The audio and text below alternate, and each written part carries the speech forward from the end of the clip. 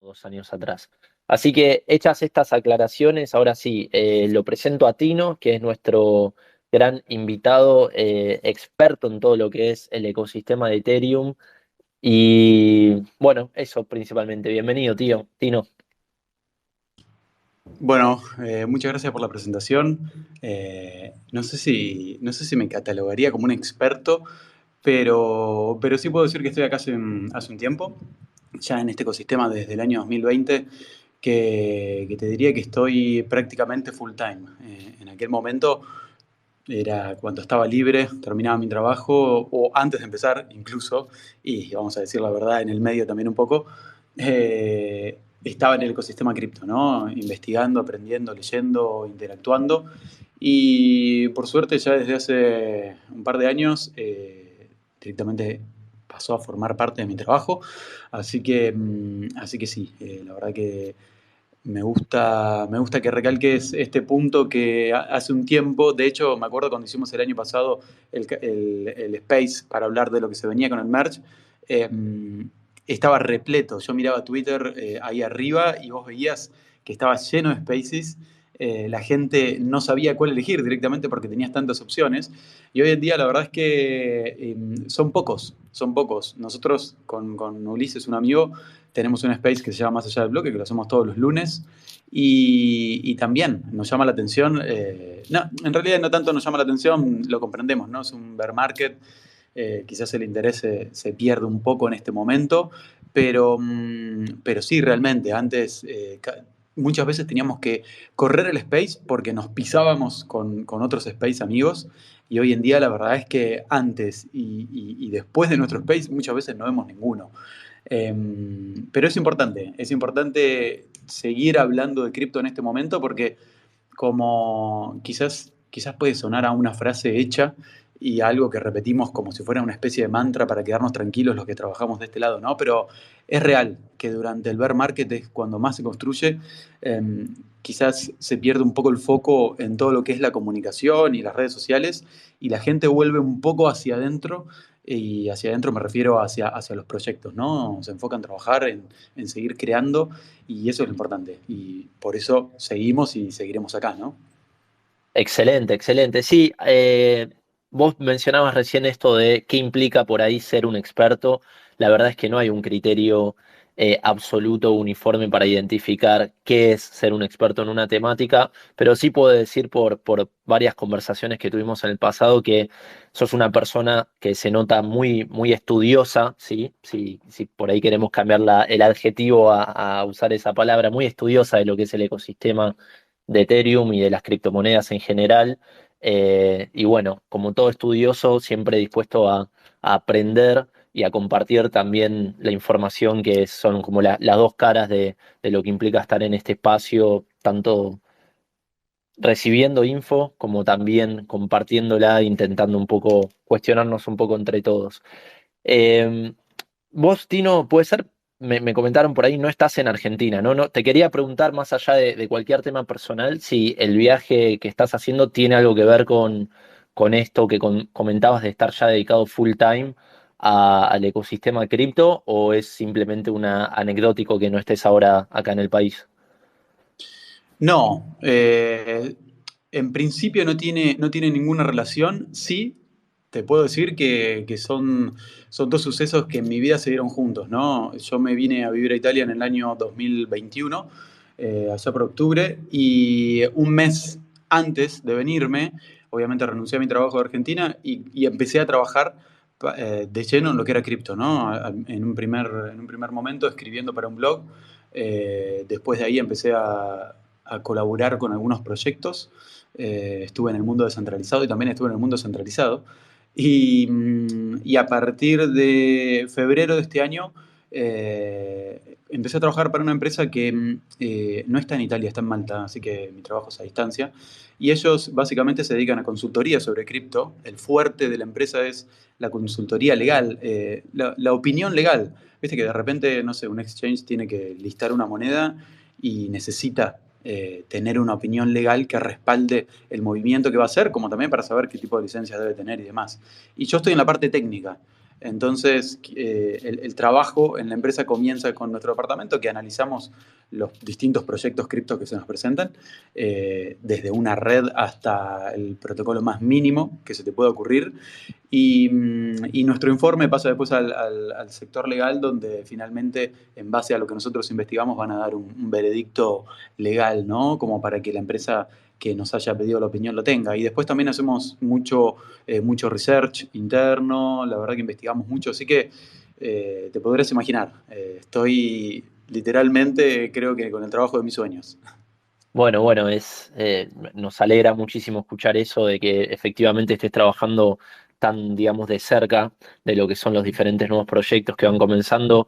Es muy difícil seguir el día a día de todas las cosas que van apareciendo en este ecosistema. A todos nos pasa, ¿no? Que por ahí estamos metidos en nuestra rutina, en nuestro trabajo, en por ahí la dinámica del negocio que cada uno lleva adelante y pestañeás y de repente aparecieron muchos nuevos tokens, muchas nuevas blockchain, muchos nuevos Layer 2, muchos nuevos Layer 3, Layer 4, personas que hasta hace poco tiempo no conocíamos, de repente pasan a ser protagonistas del ecosistema y estar en la posición en la que está, sin lugar a dudas, ayuda de alguna forma a alinear incentivos con lo que es la parte de trabajo y al mismo tiempo con el hobby o el interés que uno tiene por seguir esto.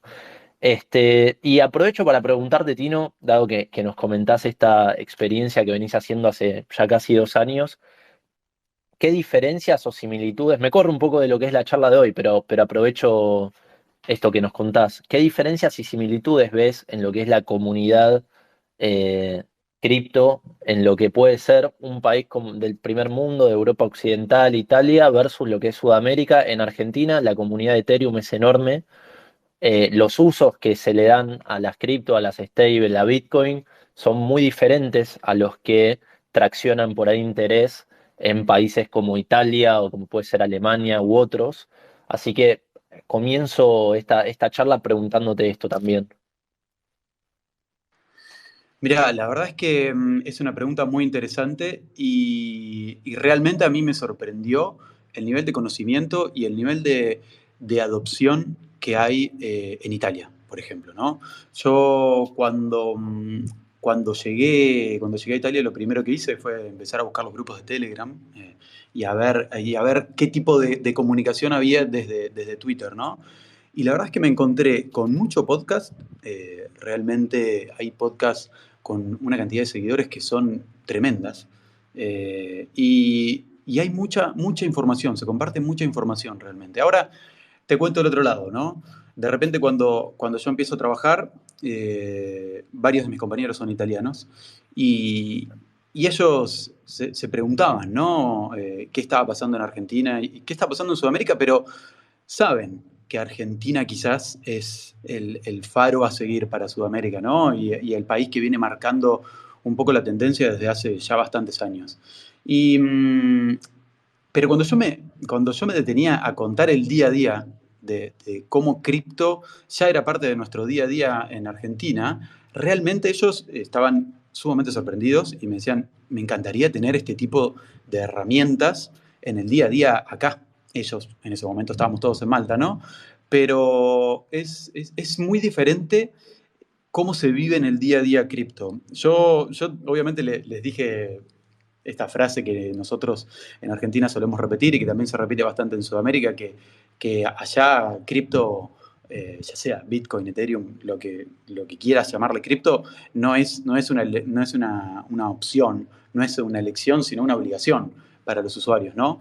Y acá es completamente distinto. O sea, vos a la gente que tenés en cualquiera de estos ecosistemas, en el ecosistema de Ethereum o en Bitcoin, está lleno de maximalistas de Bitcoin. Italia, eso me sorprendió mucho. Bueno, Mirá toda esta vos. gente, sí, no, es impresionante. Toda esta gente tiene un nivel de conocimiento que es enorme. Entonces, claro, cuando yo empiezo a preguntarme, quizás parecen un poco menos en número, pero la verdad que en conocimiento es como que es difícil entrar porque ya desde el vamos están volando alto todos los que están hablando sobre cripto, ¿no? Y ahí es donde yo analizo o interpreto, que claro, que esta gente quizás no lo está haciendo como una necesidad, ¿no? Yo conocí muchísima gente que, de hecho, yo soy un ejemplo, ¿no? Lo primero que hice en cripto fue comprar DAI para protegerme de la inflación. Y en cambio, la gente que está acá de este lado es porque realmente ya sea la blockchain, ya sea los diferentes tokens que están dando vuelta, DeFi o algún aspecto del mundo cripto les llamó la atención y directamente se sumergieron rápido, rápido por ese agujero de conejo que siempre decimos y no están tanto en el día a día, ¿no? No en el día a día de estar viendo cómo podés mejorar un poco los rendimientos para cubrirte la inflación o proteger, no sé, lo que es tu salario, sino que esta gente lo usa como una inversión más. Yo veo que acá, por ejemplo, en Italia hay una comunidad muy grande dedicada al mundo de los ETFs y todo esto, ¿no? De la bolsa tradicional. Y yo veo que cripto es como la inversión de ellos, pero la más riesgosa. Y por otro lado, obviamente, ya sabemos la que también les puede dar mayores beneficios a corto plazo, ¿no? Pero las diferencias se ven y se ven muy claras. Sí, acá, bueno, en Sudamérica es conocido por todos el uso que se le da, por ejemplo, a las stablecoins, como comentabas vos, como una herramienta de protección contra la inflación. Ahora, carecería de sentido, por ejemplo, en la economía norteamericana o en Europa, utilizar una stablecoin para protegerse de la inflación, que justamente la stablecoin está atada, ¿sí?, al valor de la moneda nominal que usan esos países. Entonces, ahí ya habría como una contradicción enorme en un caso de uso tan importante que hay en Argentina. Y hablando, perdón, escuchándote lo que comentabas de la comunidad maximalista de Bitcoin, bueno, ahí conozco a por lo menos a un Maxi bastante reconocido, que ya como Suoco, si no recuerdo mal. Muy interesante escucharlo hablar, tiene un par de participaciones en algunas conferencias bitcoineras, él es, sí, como decías, bien maximalista, y es uno de lo que es de los que se me vienen a la mente ahora que comentabas esto de la comunidad que hay allá. También otro dato que se me viene a la mente pensando en Italia es que tengo entendido que contra por ahí el prejuicio que se puede tener desde Hispanoamérica, en Italia la economía que está todavía en cash, es decir, el uso del billete moneda tradicional, sigue siendo bastante significativo en lo que es el día a día. Y imagino que por ahí la parte cripto puede llegar a acoplarse, no tanto por el tema inflacionario, sino por el tema de poder hacer pagos eh, cumpliendo de alguna forma las cualidades que da hacer un pago en efectivo, en términos de no quedar registrado en un determinado sistema, pero llevándolo al mundo digital. Y hechos esos comentarios, ya como para meternos de lleno en el objetivo de la charla de hoy sobre lo que sucedió en este año a partir del merge, dado que hace mucho no hacemos un espacio y nos estamos como de a poco empapando de nuevo en el tema. Yo hoy estuve leyendo algunas cosas relacionadas a todos los sucesos que ocurrieron desde ese entonces. Aprovecho, Tino, para preguntarte, bien básico, ¿no? ¿Qué es Ethereum y qué fue lo que se logró en este último año a partir de la conversión de Proof of Work a Proof of Stake? Viene bien, me parece, el recordatorio. Sí, sí, excelente. Bueno, Ethereum podemos decir que es la primera blockchain exitosa, porque hubieron otros intentos con anterioridad de Ethereum, que logró, desde mi punto de vista, dar un paso adelante tras la salida de Bitcoin, ¿no? Tras el lanzamiento de Bitcoin. Yo entiendo el mundo cripto como que va intentando superar lo que logró el anterior, ¿no? Y la verdad que nosotros sabemos que lo que logró Bitcoin se intentó replicar de muchas maneras, incluso mejorando ciertos aspectos de la red, pero realmente el salto en cripto se da cuando Ethereum finalmente ve la luz. Con el salto me refiero a que Ethereum, además de ser una blockchain, como lo es Bitcoin, es la primera blockchain exitosa que puede soportar contratos inteligentes, ¿no? Y esta es la característica más importante de Ethereum, porque soportando estos contratos inteligentes, básicamente lo que logra Ethereum es replicar todas las virtudes y todas las bondades que nosotros ya conocemos en una blockchain gracias a Bitcoin, pero en aplicaciones. Entonces, desde Excelente. Y ese... ahí, Sí, sí, no, yo me voy a poner, si querés, no digo en abogado del diablo, pero como para darle un poco de dinamismo a la charla y por ahí pararme más desde el lado bitcoinero. Y recién dijiste algo que me pareció muy interesante, que te lo quiero repreguntar para si efectivamente lo ves así o fue una forma de decir. Vos decías que en general, como las disrupciones que van sucediendo, suelen venir a, de alguna forma, presentar una opción superadora de lo previo. Coincido, ¿no? La tecnología en general, como la conocemos, suele ir en esa dirección. Cuando aparece un nuevo teléfono, no es porque sea peor o porque estemos volviendo a una tecnología vieja, sino que todo lo contrario, es porque mejora de alguna forma lo que conocíamos hasta este momento. Ahora, en el caso de Ether y la comparativa con Bitcoin que vos recién planteabas, ¿vos crees que efectivamente se da esto o que viene a responder una necesidad diferente, ¿no? Que es una tecnología que si bien usa alguna de las propiedades que se conocieron en Bitcoin o que se, por lo menos, se popularizaron a gran escala como el uso de la blockchain, pero para intentar dar respuesta a una necesidad concreta diferente, no quizá tanto esto de ser una moneda, una reserva de valor y romper, digamos, con la lógica imperante del Banco Central y el dinero estatal, sino más bien por ahí para venir a proponer aplicaciones que no sean censurables, ya no necesariamente de dinero, sino de, por ejemplo, aplicaciones financieras u otro tipo de protocolos. ¿Cómo lo ves esto? no, sin dudas, estamos completamente de acuerdo. Quizás cuando digo que viene de algún modo a superar, en realidad me refiero que lo que hizo Ethereum fue, si querés, expandir los usos o las virtudes que puede llegar a tener una blockchain o que le puede llegar a ofrecer una blockchain a los usuarios finales, ¿no?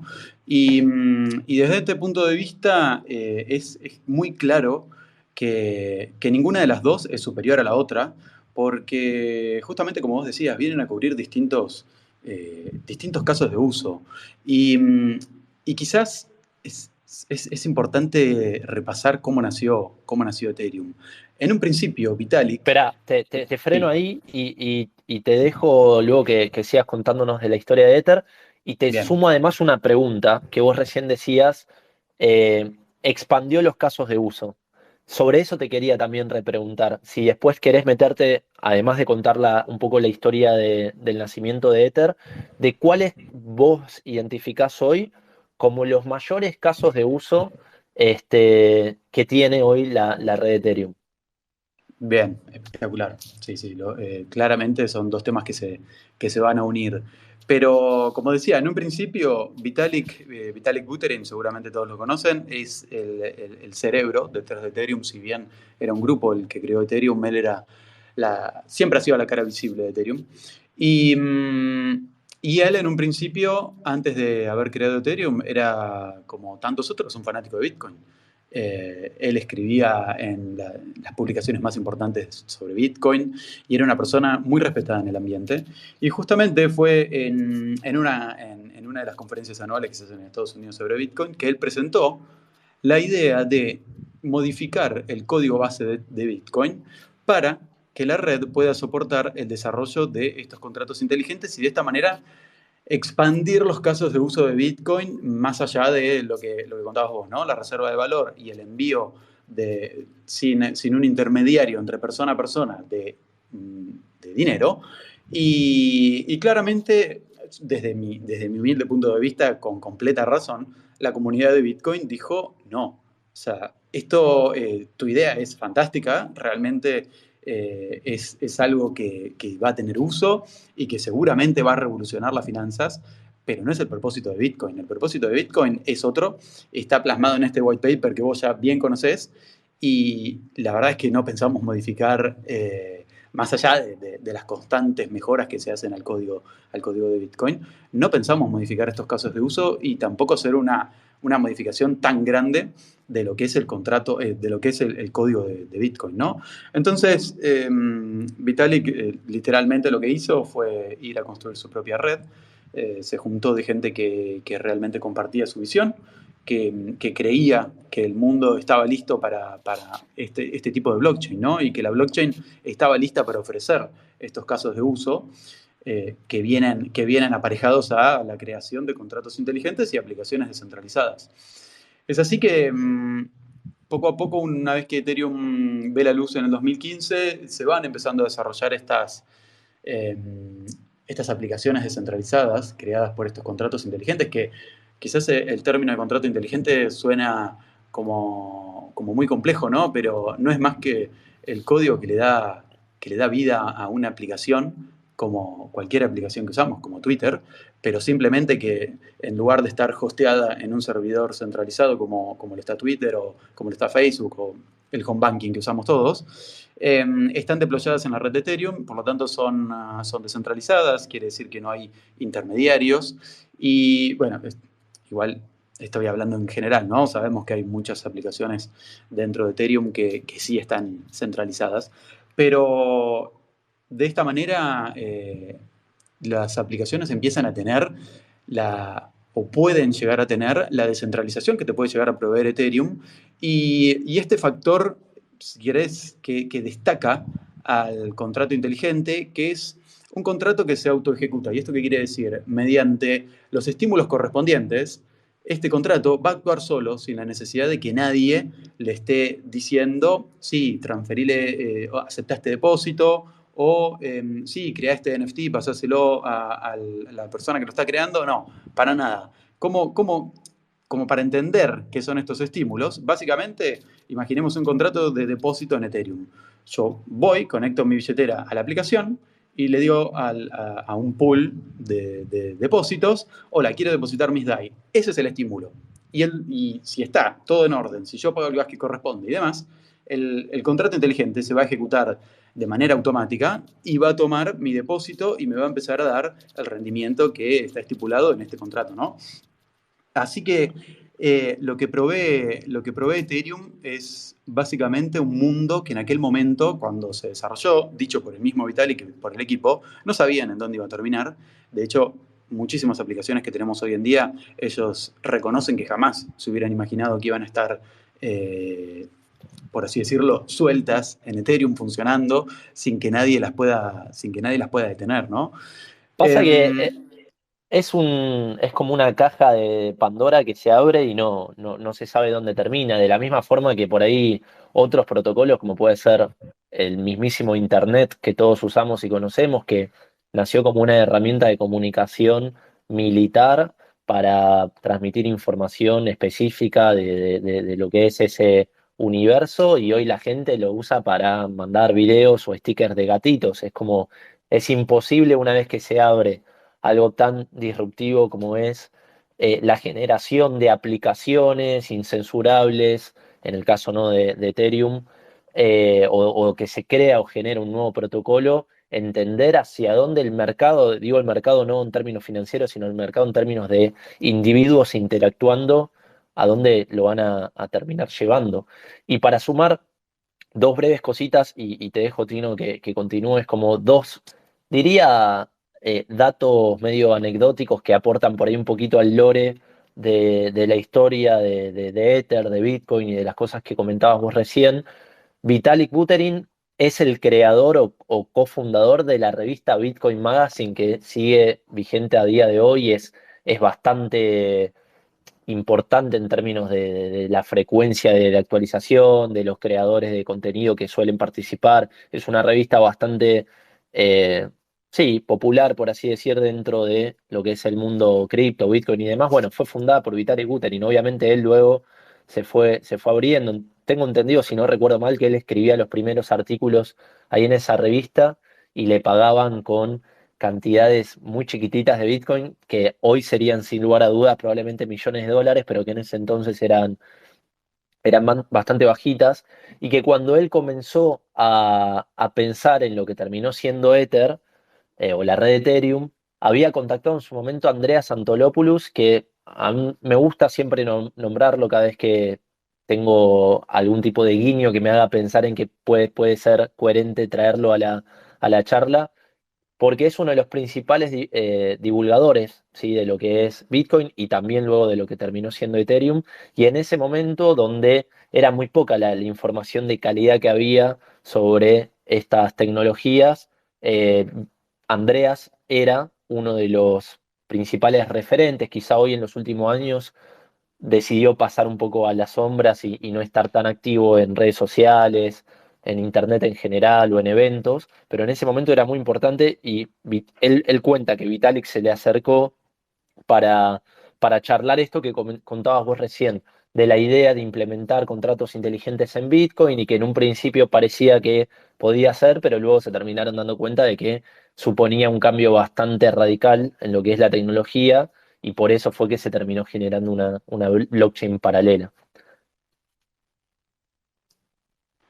Excelente, excelente que lo traigas, Andreas, porque es sin dudas muchos comenzamos a entender o a interesarnos realmente en todo este mundo gracias a él. Por suerte cuando comencé en este mundo todavía estaba activo, todavía su canal de YouTube tenía contenido diario y sin dudas era súper interesante porque aprendías tanto de Bitcoin como de Ethereum y lo comunicaba de una manera espectacular. De hecho, La A Internet mí, del Dinero es fantástico, es uno de los mejores libros que he leído sobre Bitcoin. sí, bueno, y tiene después Master in Bitcoin, un poquito más técnico, y Master in Ethereum, que también está escrito por él, donde describe como de forma bastante robusta el funcionamiento general de cada una de las redes. Y a mí lo que me pasaba con Andrea, perdón, no es que me quiera poner eh, a compartir cosas mías personales, pero lo que me pasaba con Andreas es que cuando aparecía algo nuevo con Bitcoin, algún cambio, alguna propuesta de cambio del protocolo, algún problema que había en China con los mineros y demás, yo antes de formar mi propia opinión sobre algo, era como mi referente moral, era como, bueno, voy a ir a escuchar a ver qué está diciendo Andrea sobre esto y me voy a sumar un poco a sea cual sea su opinión. Lamentablemente cuando él se fue como que me dejó sin ese faro de determinación sobre los cambios y ahora me es más difícil, ¿viste? Cuando hay un cambio digo, y la verdad ya no me es tan fácil a mí solo, con la información que tengo, determinar si esto es positivo o negativo, si lo quiero, si no, cuáles van a ser las implicancias de largo plazo. Teniéndolo Andreas, todo ese trabajo estaba bastante más digerido, sobre todo cuando uno comienza y es tanta la información que recibe que hace que sea bastante difícil, ¿no? Entender bien el alcance que puede tener cada una de las nuevas implementaciones.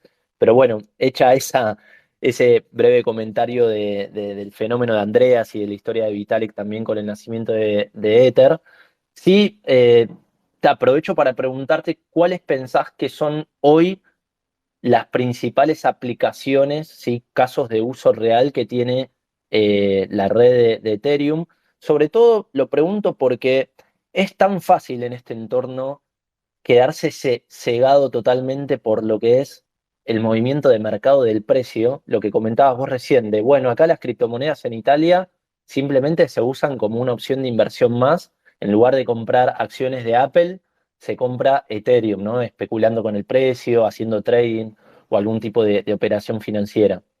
Pero lo que no hay que olvidarse es que detrás de estos activos que estamos tradeando, puede o no, lo dejo como abierto, no por Ethereum, sino por todos los protocolos que hay, puede o no haber una tecnología que, más allá de cómo esté cotizando, viene a ser un aporte o una apuesta en términos de resolver necesidades humanas. Por eso me interesa que vos nos cuentes que por ahí también sos usuario, me imagino, por el laburo que nos contabas que estás haciendo allá en Italia, de muchas de las soluciones que da a necesidades que se puedan tener en el mundo de hoy.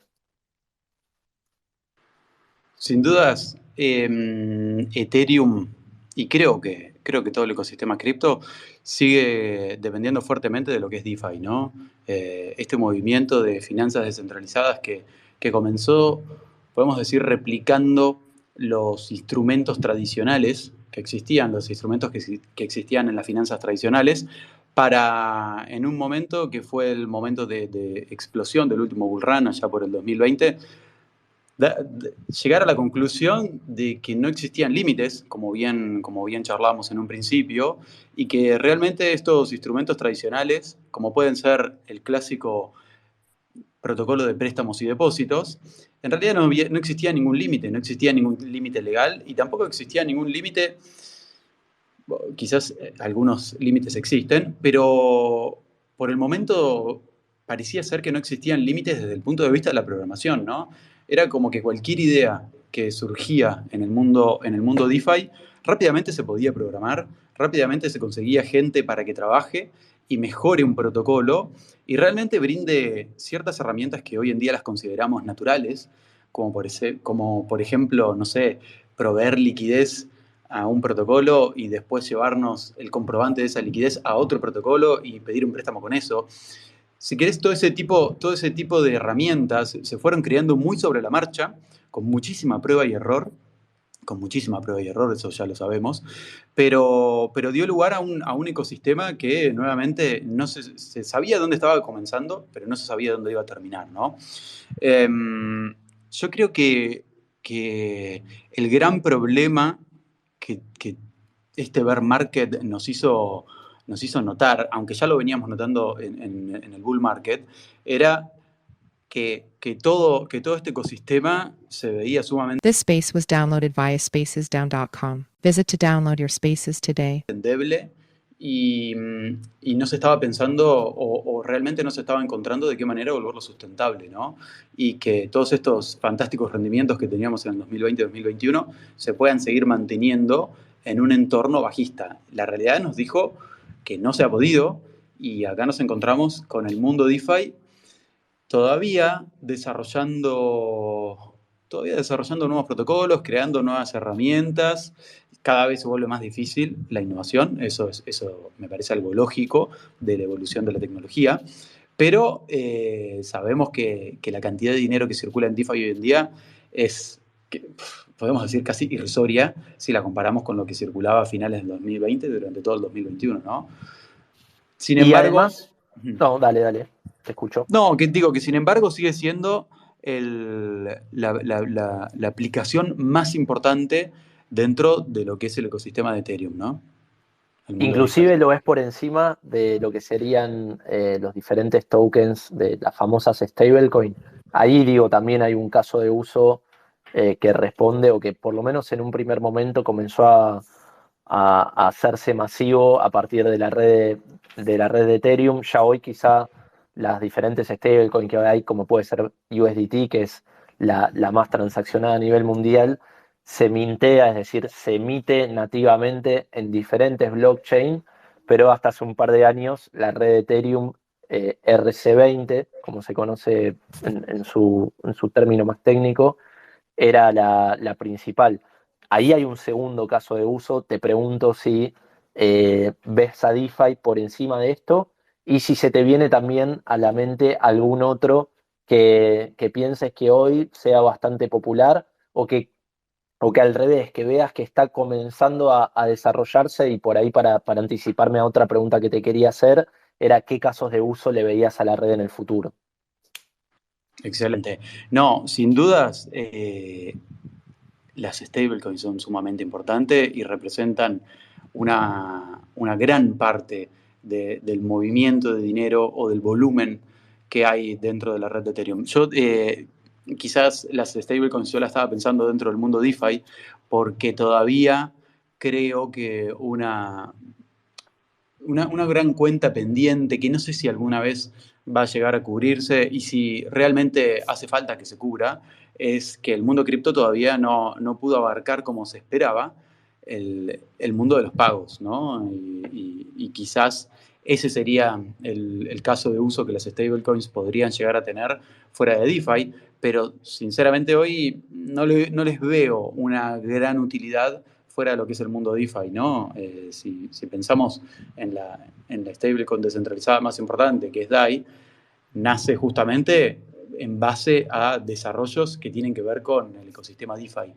Y si Sí, y que bien... también, perdón la interrupción, y que también inclusive DAI, que vos la mencionabas recién como descentralizada, la realidad es que con el transcurso de los años, esa descentralización también fue puesta en jaque en términos de cuál es el colateral que la sostiene, que terminó siendo... No, la verdad es que no sé cómo está la distribución hoy en día, pero sí recuerdo hasta hace algún tiempo atrás que gran parte del colateral que tenía o que sostenía su valor terminaban siendo otras monedas altamente centralizadas como puede ser USDC. No, sin dudas, sin dudas. Desde ese punto de vista ya no hay discusión, el camino que ha tomado Maker es claro, pero bueno, si querés, todavía tenemos la posibilidad de, sin ningún tipo de intermediario, depositar alguna de las otras monedas, como puede ser Ethereum, como puede ser WBTC, la verdad que muchas oportunidades de distintos tokens que no son centralizados como sí lo es USDC, y se puede mintear DAI. La verdad que esta característica por ahora ninguna de las otras stablecoins la tiene, ninguna de las importantes, ¿no? Estamos hablando de que DAI hoy en día es la cuarta en cuanto a capitalización de mercado, ¿no? Dentro de lo que es Ethereum. Pero sí, sin dudas, ya hablar de que DAI es descentralizada, siempre podemos mencionar que tu factor más débil es aquel que te define, y desde el momento que tenés USDC, sí, estás hablando de una stablecoin que se emite gracias a otra moneda que es centralizada. Pero como te contaba, sin dudas, yo creo que esta gran cuota que tiene el mundo cripto de tener una presencia fuerte dentro de lo que es el mundo de los pagos, no sé si va a llegar a cubrirla, y no sé si realmente es el destino del mundo cripto, como bien contabas vos en un principio, ¿no? Imagínate que en Estados Unidos, ¿cuál va a ser el beneficio de pagar con USDC cuando vos tenés dólares en tu bolsillo, o cuando vos tenés una moneda relativamente estable que no está constantemente perdiendo valor con respecto al dólar, ¿no? Porque sabemos que en realidad están todas perdiendo valor continuamente, más en los últimos años. Pero lo que sí puedo llegar a imaginar para un futuro de Ethereum, y acá si querés te lo puedo relacionar con un caso de uso que encontré en Italia. Hace poco estaba por tirar a la basura una botella de aceite de oliva, y cuando la agarro y la miro, no me había dado cuenta hasta ese momento, o sea, estuve un mes y medio usando la botella y no me había dado cuenta. En la parte de atrás tenía un QR, y en ese QR abajo tenía una pequeña nota que decía: si querés conocer los ingredientes de lo que estás consumiendo, escanea este QR. Entonces, obviamente lo escaneo, y esto me disparó a información que estaba en la red de Ethereum. Y ahí realmente me sorprendí y dije, bueno, este caso de uso que tanto se habló, esto de traquear información y usar una blockchain para inmortalizar, si querés, esa información, y que cualquier usuario la pueda consultar de manera gratuita e instantánea, finalmente está empezando a volcarse en el día a día. Lo siguiente que hice fue empezar a buscar sobre el tema, y me di cuenta que tenía en mi propia heladera otro artículo que estaba haciendo lo mismo. Era una cerveza, una de las cervezas más famosas acá en Italia, se llama Peroni, y ellos te dicen que todo ingrediente que se usa, y así como las camadas de los ingredientes y demás, distintos factores para individualizarlos, están cargados en la blockchain de Ethereum. Entonces, vos de repente agarrás una botella de cerveza, escaneás el QR, y esto te dispara directamente a la información que está guardada en un bloque de Ethereum, y vos podés saber en qué momento se creó la cerveza, de dónde salieron los ingredientes que la formaron. Y la verdad que ese es un caso de uso que se viene hablando mucho, que puede llegar a evolucionar desde mi punto de vista, no solo para traquear ingredientes y saber que lo que vos estás consumiendo es realmente lo que te dicen que vos estás consumiendo, sino también para directamente volcarse a las cadenas de suministros y empezar a simplificar un poco todo ese mundo que es sumamente engorroso cuando un producto tiene que atravesar literalmente medio mundo y una cantidad enorme de países. Esta tecnología, la tecnología blockchain, y acá tengo que sumar a los NFTs, y realmente podrían llegar a empezar a tener una utilidad importante, pueden llegar a combinarse para realmente solucionar un gran problema, que son la falsificación de productos y los daños colaterales de estas cadenas de suministros interminables. ¿no? Nosotros sabemos que de repente vos podés crear un NFT y el NFT a veces hay que quitarse esa imagen de que el NFT es la figura de un mono o la figura de un punk pixelada y nada más, ¿no? Un NFT puede contener cualquier Difícil, ¿eh? información. Difícil No, sacarse esa es imagen sumamente de la complejo, cabeza, sí. digo, No, no, después de olvídate, los últimos años.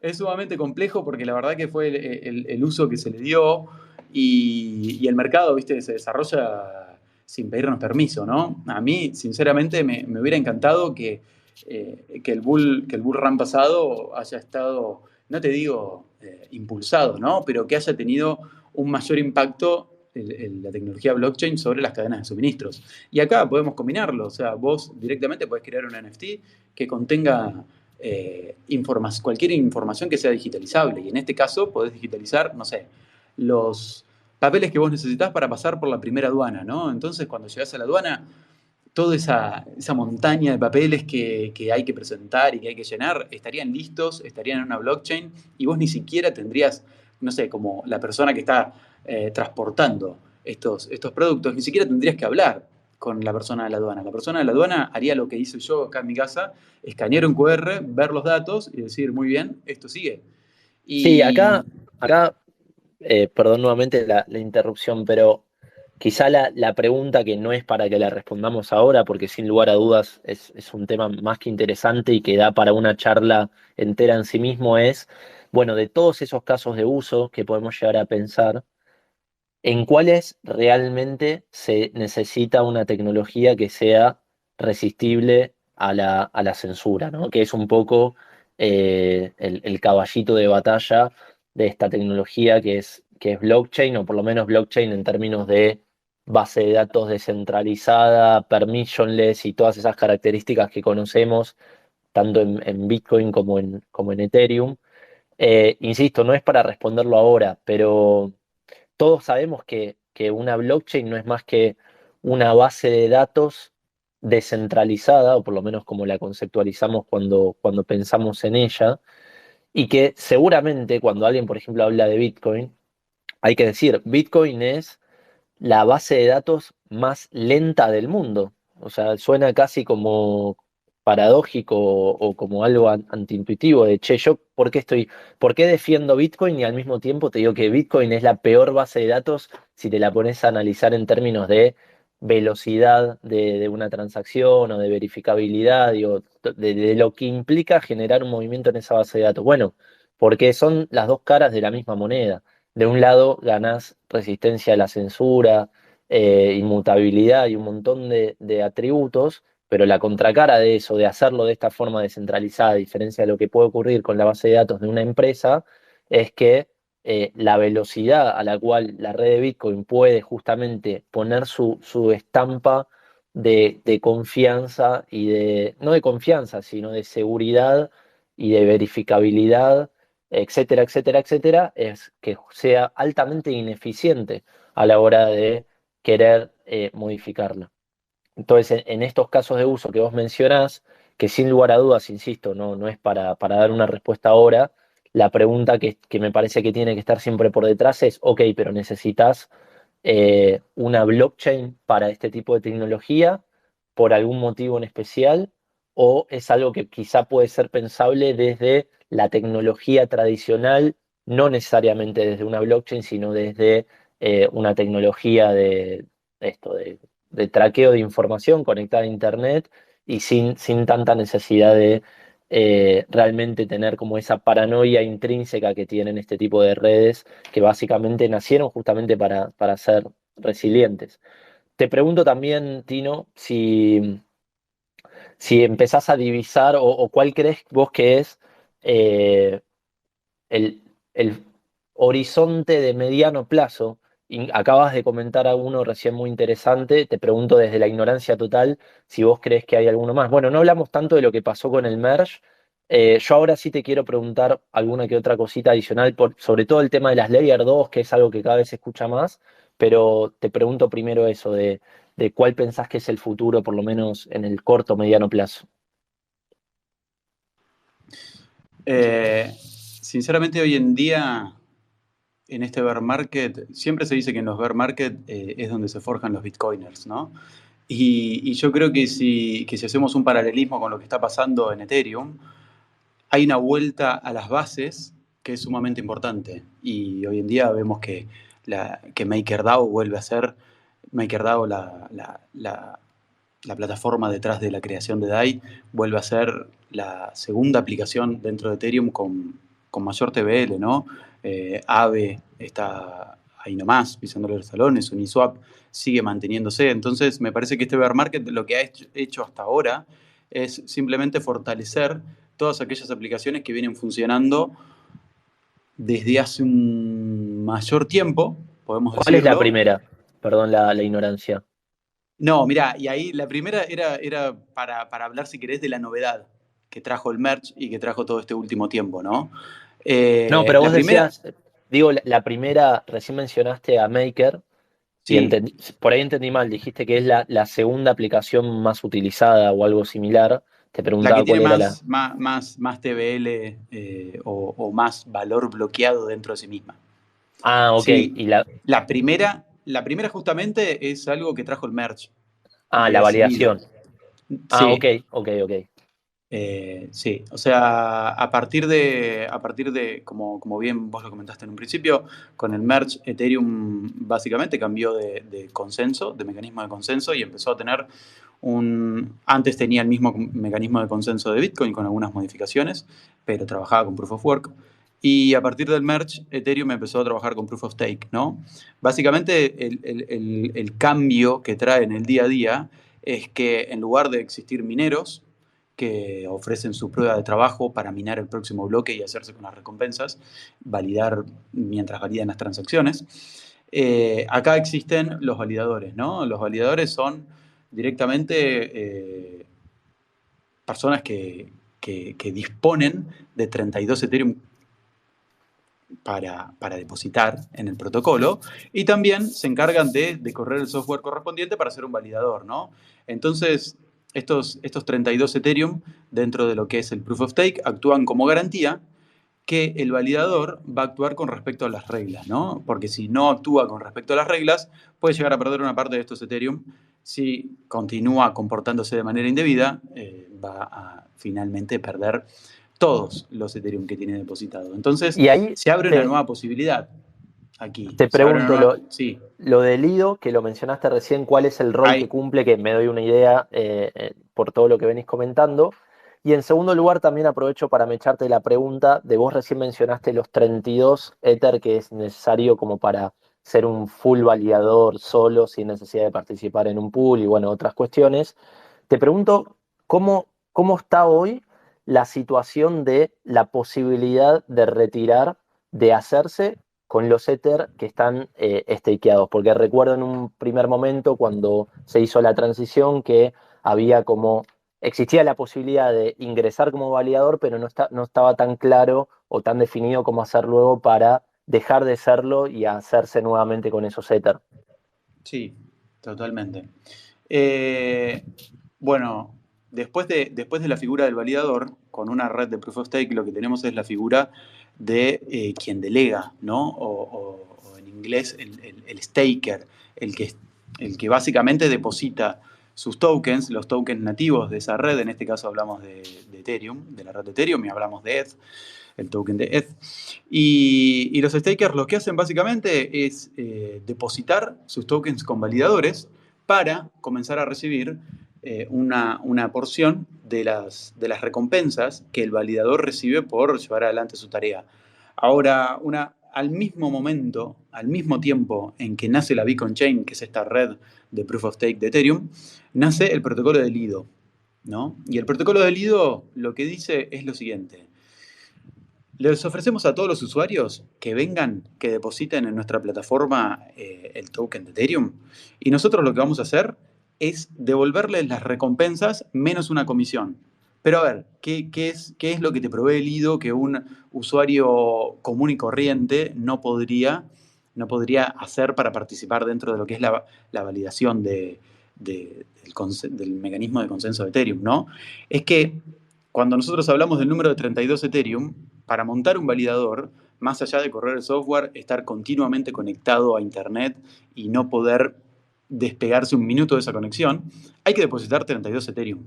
Y no se puede hoy en día depositar menos como si te proveen esa oportunidad otras redes, ¿no? Entonces Lido lo que viene a resolver es la imposibilidad del usuario particular de participar en la validación del consenso de validación de Ethereum. Entonces, ¿qué hace Lido por detrás? Lido recibe todos estos Ethereum que la gente deposita y una vez a ver, para simplificarlo, una vez que consigue estos 32, básicamente se comunica con una estructura que provee soporte para la creación de validadores, se crea un nuevo validador y supongan que todos los que estamos en este space, entre nosotros juntamos 32 Ethereum, los depositamos en Lido y vamos a empezar a recibir estas recompensas que se emiten cada vez que un validador crea un nuevo bloque, pero sin la necesidad de, primero, correr el software para hacer un validador y segundo, de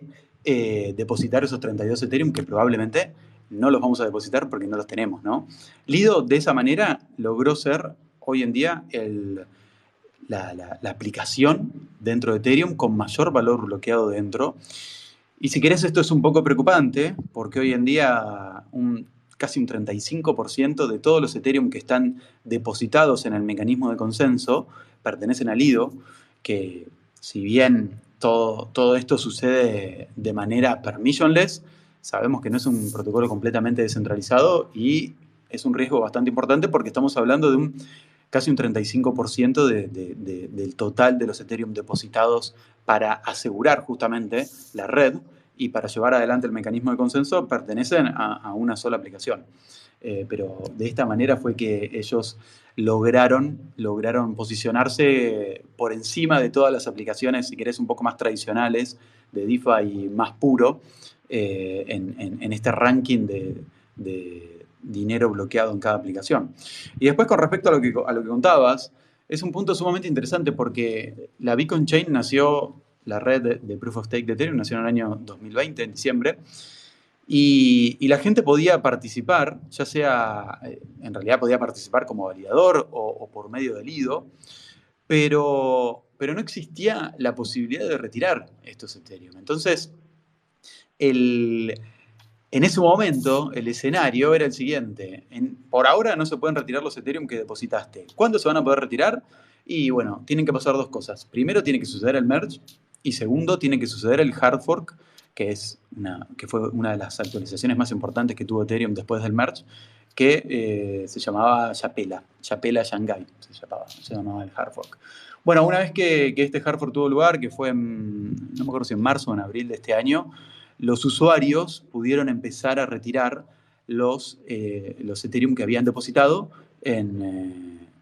obviamente para formar parte del proceso de validación de la red, ¿no? Y esto fue...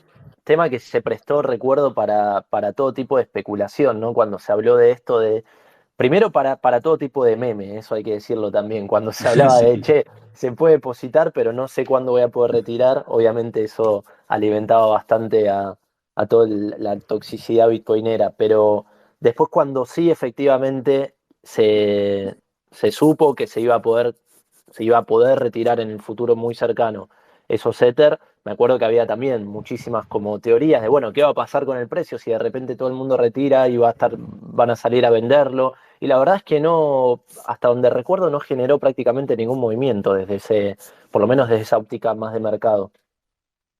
En un principio, lo que se creía era que iba a haber un retiro masivo, porque estamos hablando que muchos validadores depositaron 32 Ethereum en diciembre del 2020. Estamos hablando que Ethereum estaba a 300, 350, $400. Ya era una ganancia sustancial. Si contamos que por marzo o abril Ethereum andaba rondando los $2.000, ¿no? Sinceramente, esto no sucedió.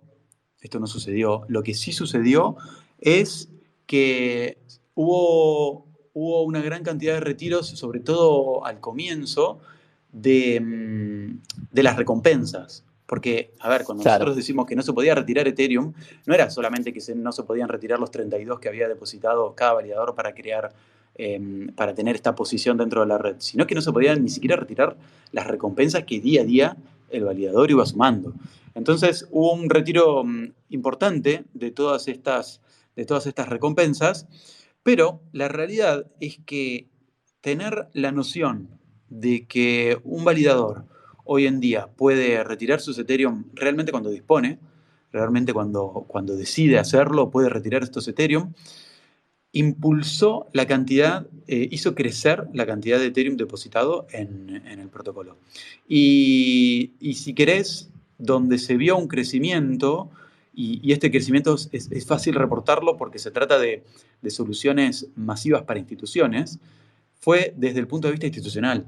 De repente, las instituciones contaban con la garantía de poder hacerse rápidamente de estos Ethereum por cualquier eventualidad que surja. Entonces, este tipo de soluciones que proveen, si querés que le facilitan todo este trabajo que estaba contando de montar un validador, de depositar los Ethereum, de tener la custodia y demás, se lo facilitan a las instituciones y ellos reportaron justamente una gran cantidad en la demanda de sus servicios porque justamente las instituciones le decían, ahora sabemos que rápidamente podemos contar con estos Ethereum en caso de cualquier eventualidad y ahora estamos dispuestos a correr el riesgo, aparte de que obviamente el bear market da la posibilidad justa, ¿no? O les dio quizás la posibilidad justa de comprar Ethereum a un precio, si querés, más económico que el que vimos en el último bull run. Y todas estas condiciones hicieron que el número de ETH depositado haya crecido después de esta actualización. Cuando decís instituciones, ¿podrías ampliar un poco más de quiénes se te vienen a la mente cuando nombras como este actor? Me imagino instituciones del mundillo Sinceramente, cripto. sí y no.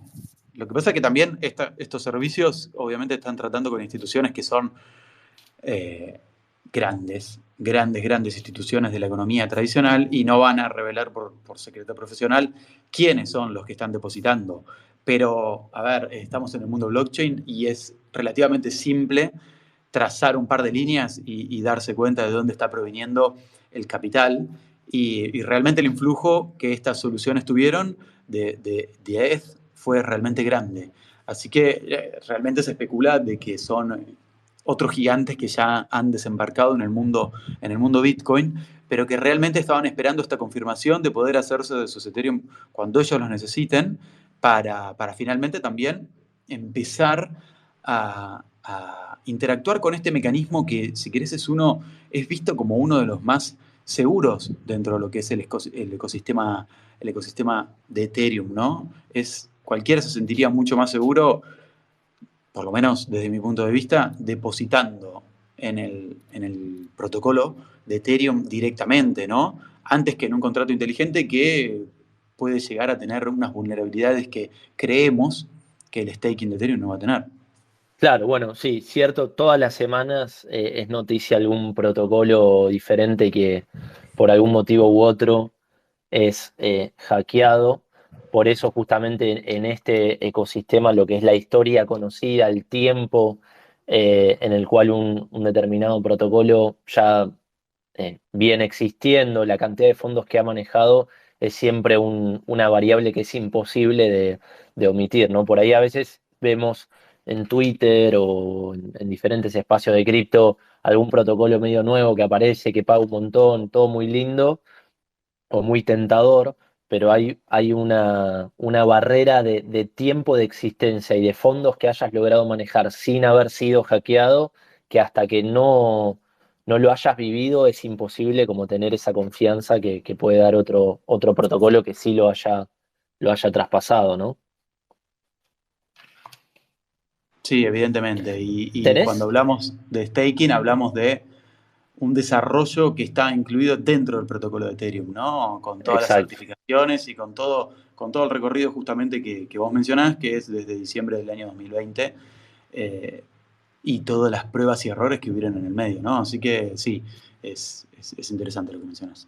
Tino, no sé cómo estás de tiempo, la idea la verdad era hablar una hora, pero la charla viene estando más que interesante. Por mi lado, me gustaría hacerte una o dos preguntitas más, pero primero te pregunto si vos estás bien, si no podemos armar para otro momento y seguir hablando de esto que es más que interesante. No, no, ningún problema, dale, dale.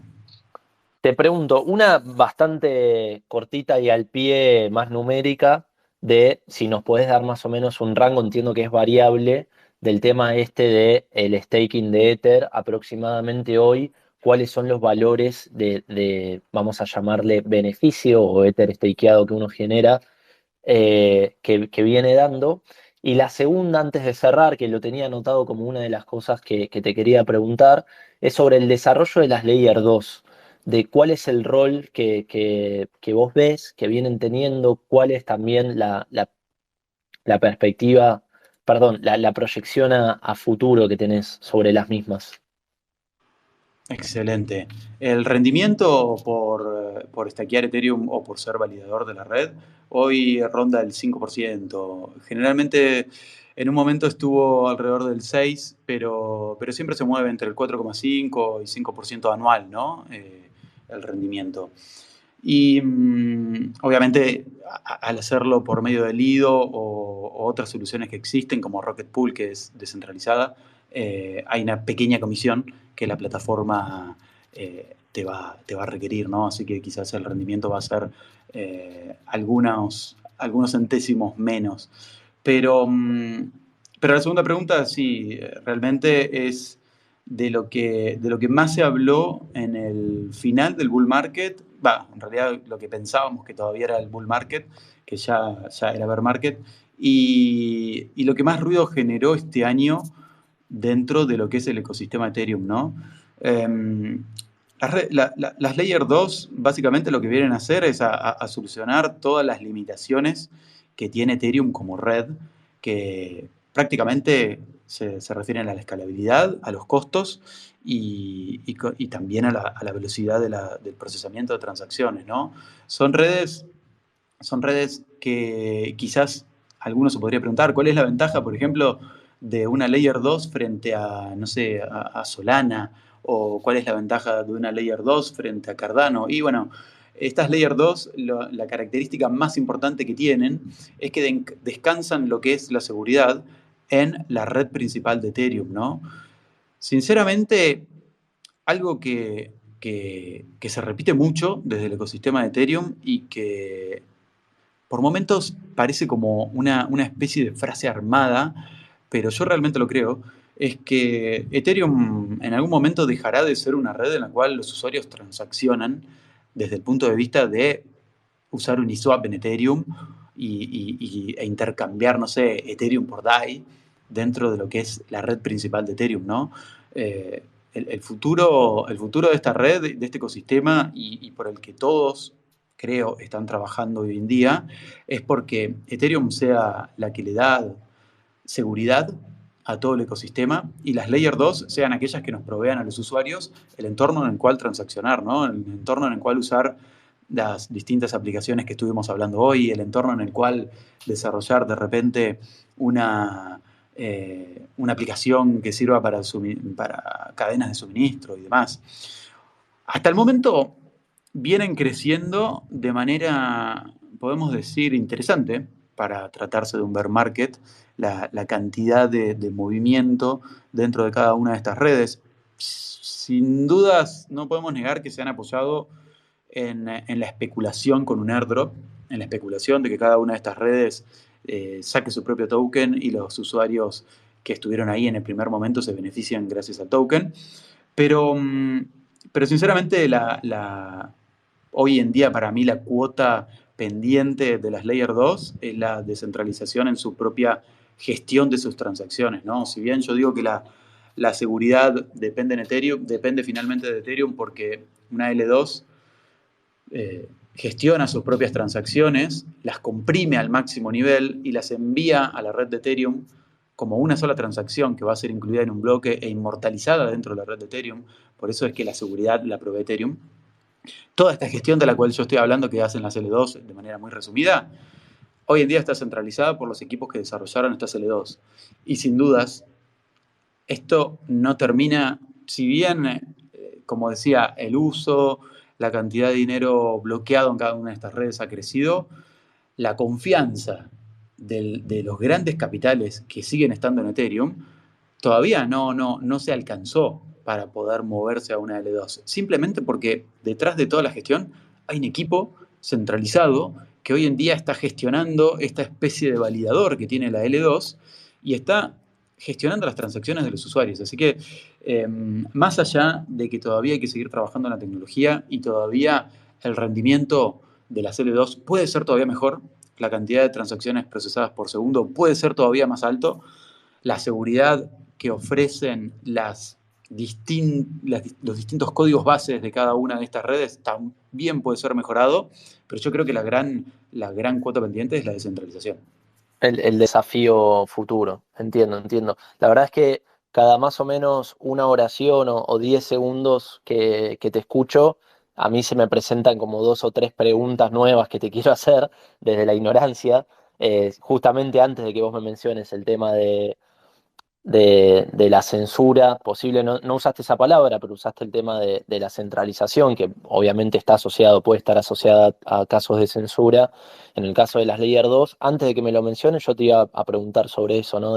Bueno, pero ¿cómo operan estas segundas capas el tema de la centralización o de la alineación de incentivos que puede haber con quienes están validando bloques en la red principal, en la mainnet de Ethereum? Y hay, por lo que te escucho mencionar, yo por ahí todo lo que es Ethereum toco más de oído, estoy más volcado o presto un poco más de atención a lo que va pasando en la parte bitcoinera. No sé si estás familiarizado con Lightning Network, pero bueno, hay muchas cuestiones de las que comentás de las Layer 2 de Ethereum que me parece que pueden llegar a ser un tanto análogas a lo que sucede con la red principal on-chain de Bitcoin y los pagos que se terminan realizando a través de la red de Lightning. Tino, la verdad, un placer como siempre escucharte aportar tanta claridad e información sobre pasado, presente y futuro también de la red Ethereum. Sí vamos dándole ya cierre al Spaces del día de hoy, así que no quería dejar de agradecerte por estos casi 70 minutos que estuvimos conectados charlando y haciendo como un repaso general de un montón de las características de Ether, tanto antes del merge como viene funcionando ya desde hace un año atrás, desde el día que sucedió.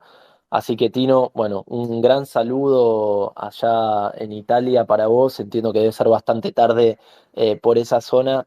Nuevamente gracias y gracias también a todos los que estuvieron escuchando. Entiendo que el Spaces queda grabado.